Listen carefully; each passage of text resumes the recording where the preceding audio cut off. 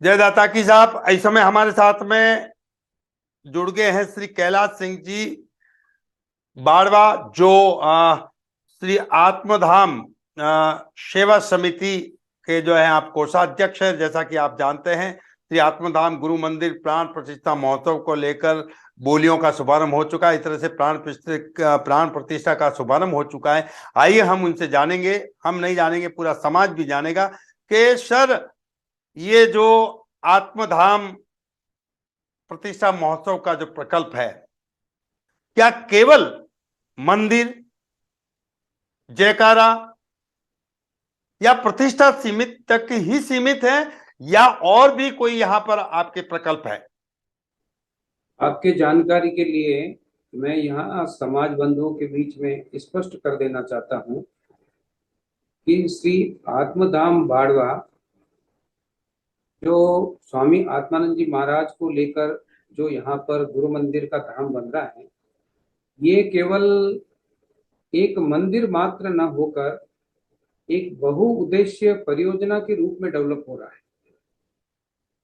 यहाँ पर मंदिर तो एक निमित्त है, क्योंकि बाबा जी का सशरीर यहाँ पर देह विद्यमान है और उनकी चेतना यहाँ पर विद्यमान है, परंतु बाबा जी का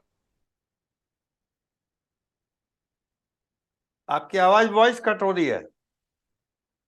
जो शिक्षा, बालिका संस्कार, सुस्वास्थ्य, पर्यावरण जतन, तो ये इस सारे विषयों को ध्यान में रखकर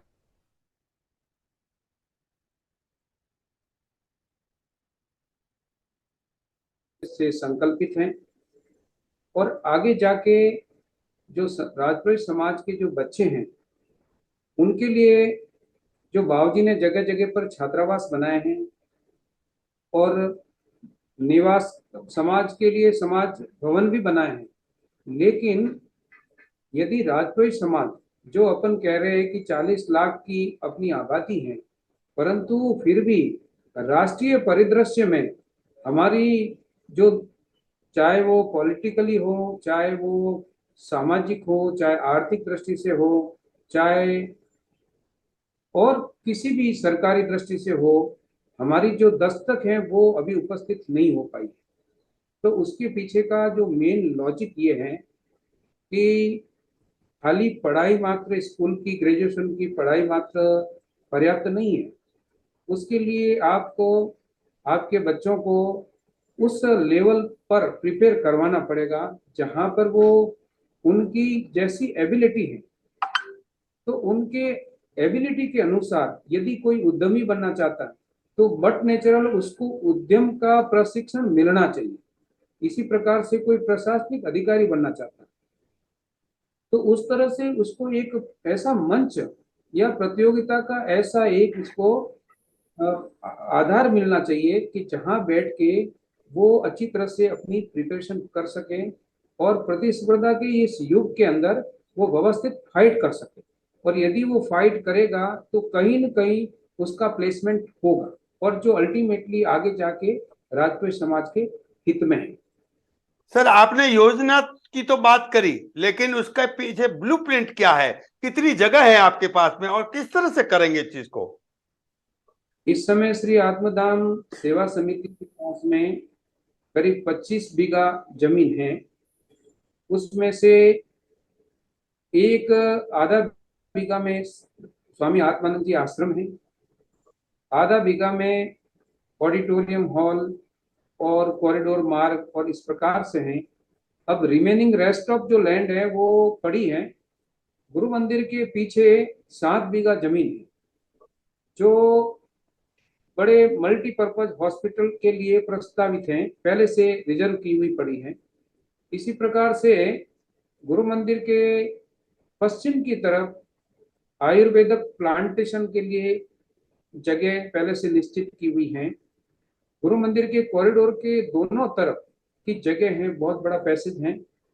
वो पैसेज का उपयोग जो है ये प्रतिष्ठा के बाद में समाज की जो कार्यकारिणी है वो तय करेगी कि इस पैसेज को यहाँ पर कौन सी बिल्डिंग बनाई जाए। जी। इसके अतिरिक्त जैसे पहले से ही निर्धारित है कॉरिडोर मार्ग, जो पहले से अक्षरधाम की पैटर्न का जो बन रहा है वो लगभग 70% तक पूरा हुआ है, अपनी प्रतिष्ठा तक वो पूरा हो जाएगा।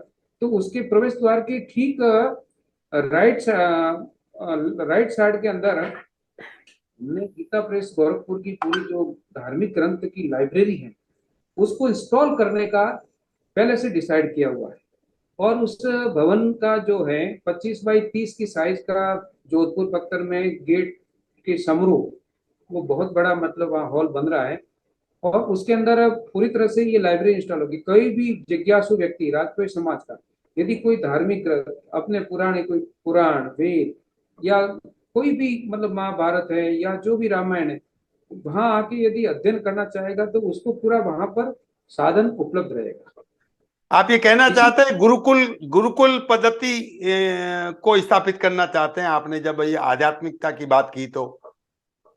हाँ बिल्कुल, वहां आके यदि वो चाहे तो धार्मिक ग्रंथ का, क्योंकि वहाँ अन्न क्षेत्र तो मौजूद है, रहने के लिए आवासीय मतलब सुविधा युक्त कमरे बने हुए हैं। यदि कोई समाज बंधु वहां आएंगे और इस विषय के बारे में यदि वो जानकारी प्राप्त करना चाहें, वो पढ़ेंगे तो उनको पूरी तरह से न केवल रहने की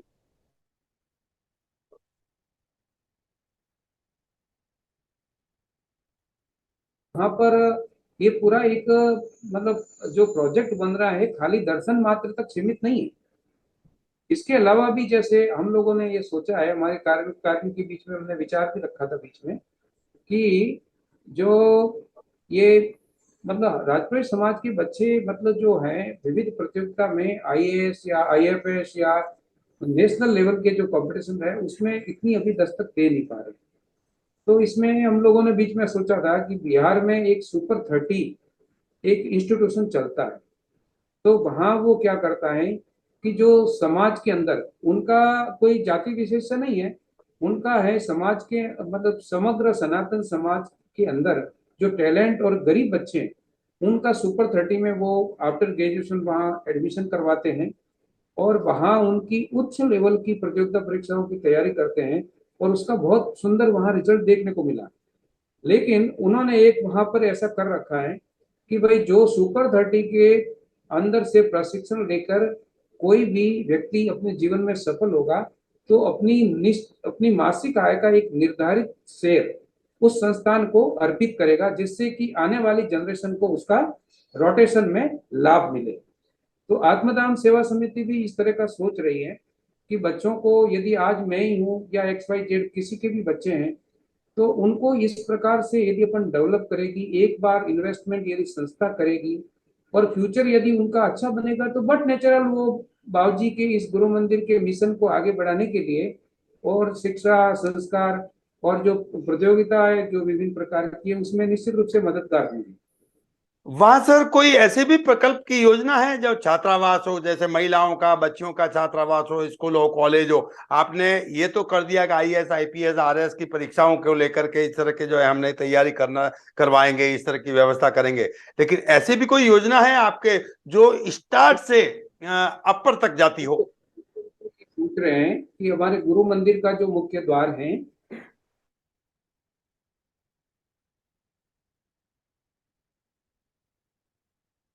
का जमीन उसके बिल्कुल सामने फ्रंट में अवेलेबल है।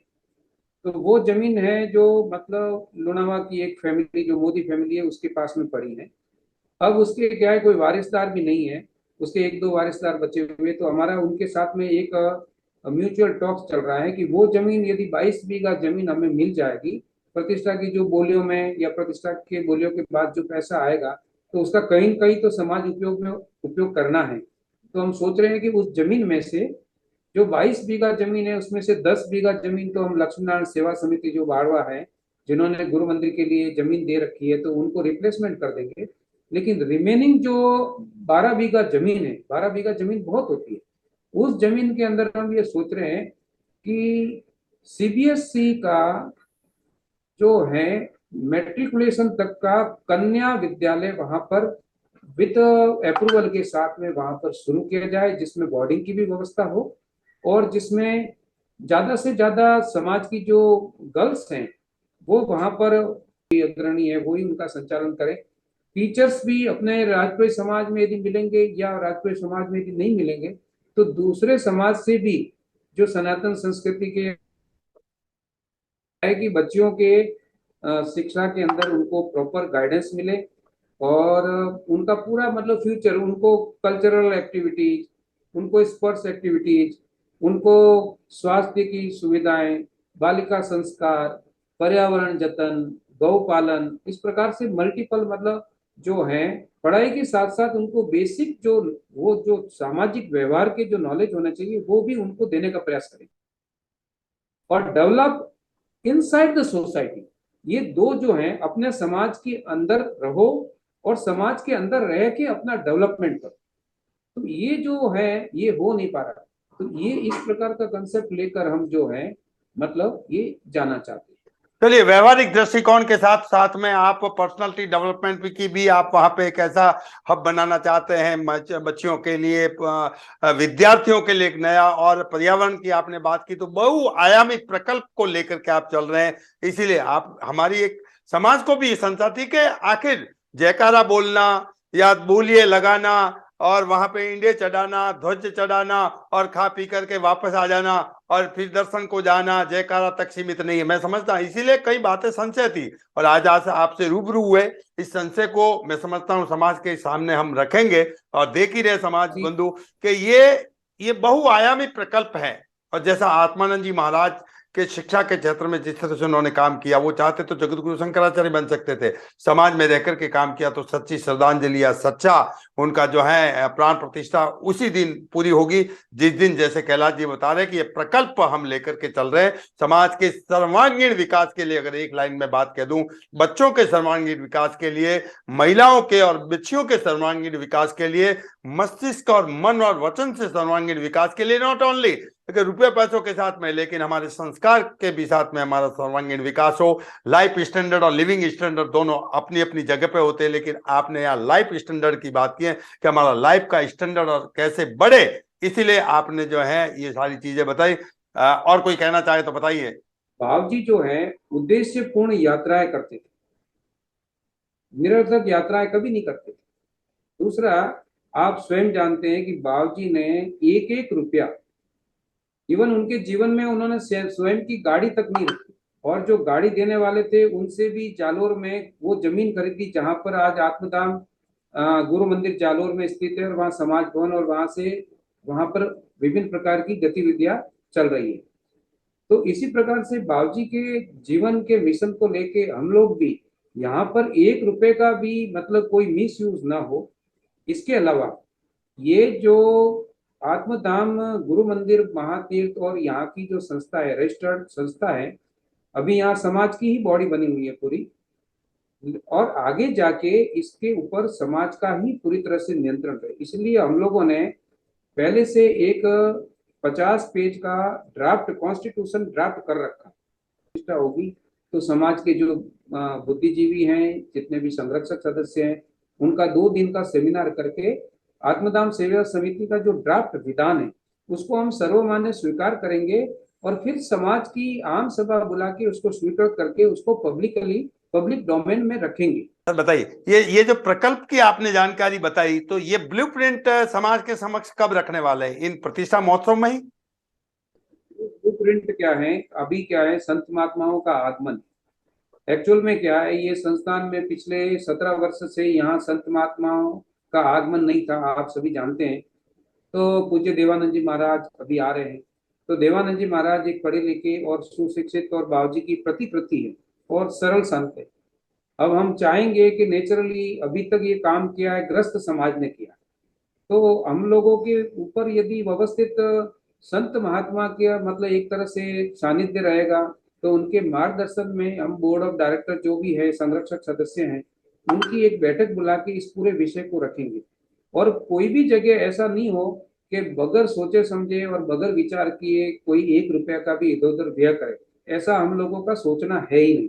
एक चीज और आपके माध्यम से रखना चाहूंगा कि हमारा जो संस्थान, ये आत्मधाम सेवा समिति है, राजपूत समाज का जो संस्थान है, इसका किसी दूसरे संस्थान के साथ में किसी प्रकार का कोई प्रतिस्पर्धा नहीं है। स्कूल के बच्चों की तरह है ये। मैं आपको एक क्लास के बच्चों की, कोई स्कूल के बच्चा क्लास में पहले नंबर पे आ रहा है तो दूसरा नंबर वाला ये नहीं करेगा कि बोर्ड पर से उसका नाम मिटा दे और अपना नाम लिख दे, नॉट एट ऑल। हम लोग क्या कर रहे हैं कि इस धार्मिक क्षेत्र में, इस सामाजिक क्षेत्र में बाबूजी के विजन को लेकर जो कुछ भी अच्छा हो सकता है ऐसा करेंगे, जिससे कि मतलब समाज बंधुओं को ऑटोमेटिक परिणाम सामने दिखाई देगा। और जब परिणाम दिखाई देगा, प्रेरणादायक होगा, तो ऑटोमेटिक लोग जो हैं चुंबक की तरह खींचे आएंगे। इस प्रकार का हम लोगों का सोचना है। हम किसी को वो क्या कर रहे हैं, भला क्या कर रहा है, उसमें न उलझ के हमें क्या करना है उस पर हम जाएंगे और ये उसमें पूज्य संदेश देंगे। आप जैसे और भी समाज के प्रबुद्ध बौद्धिक बुद्धिजीवी हैं, उनका निश्चित रूप से मार्गदर्शन लेंगे। हम ही सब कुछ जानते हैं ये ऐसा कभी नहीं होगा।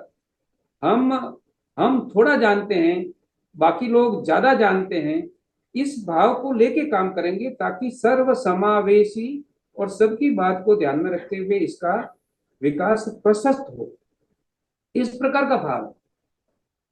मोटा मोटी मैं समाज के बंधुओं को भी कहना चाहूंगा, सभी को कहना चाहूंगा कि आज कैलाश जी के साथ बात करके ये उभर करके सामने आया है कि उनके पीछे की मंशा क्या है। ये थिंक टैंकर तो है ही, लेकिन थिंक टैंकर के पीछे हमने पूरी कुदरने की कोशिश की कि उसके पीछे लॉजिक क्या है, आपका क्या करना चाहते हैं। तो थिंक टैंकर के साथ साथ में उन्होंने अपना विजनर एक विजन दिया है, यानी एक ऐसा दूरदृष्टि कह सकते हो हम इसको, विजन को, उस विजन को प्रस्तुत किया। तो निश्चित रूप से हम सबका काम है उस विजन को साकार करना, और इसी विजन पर अगर ये संस्थान चलती है तो निश्चित रूप से समाज का उज्जवल भविष्य दिखाई दे रहा है। और जैसे आत्मानंद जी ने सोचा था वैसा ही होगा, उसमें कोई शक नहीं है। संकल्प सिद्धि संकल्प की होती है, और इसी संकल्प के साथ में हमारे साथ में ये दूसरी बार रूबरू हुए हैं। हम कैलाश जी का बहुत बहुत अभिनंदन करते हैं, क्योंकि ये विजन जब तक समक्ष नहीं रख पाते हैं समाज नहीं समझ पाती। अभी तक लोगों को यही लग रहा था कि केवल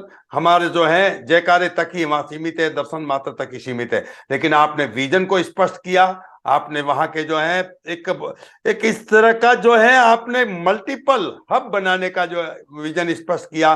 निश्चित रूप से समाज के गले उतरेगा और वो लोग भी जुड़ेंगे। और मैं कहना भी चाहूंगा कि आत्मानंद जी के शिष्य हो तो आत्मानंद जी का नंद परिवार सरस्वती परिवार से होता है। सरस्वती विद्यादायिनी होती है, और विद्या के लिए जो काम करता है, विद्या यानी हुनर, वही विद्या है, एजुकेशन यानी वही विद्या है। और कैलाश जी साक्षात इसके जो है अनुगामी है। मैं इनको जानता हूं, आरएसएस को लेकर के उनके जो है जिस क्षेत्र में उन्होंने काम किया, जिस थिंक टैंकर और विजन को लेकर के चल रहे हैं, तो समभाव और सरल तरीके से काम करने वाले हैं। इस समाज में दो संत हुए, यानी दो आंखें हमारी, एक धर्म की आंख खेताराम जी महाराज, और शिक्षा यानी विद्वता की आंख यानी आत्मानंद जी महाराज।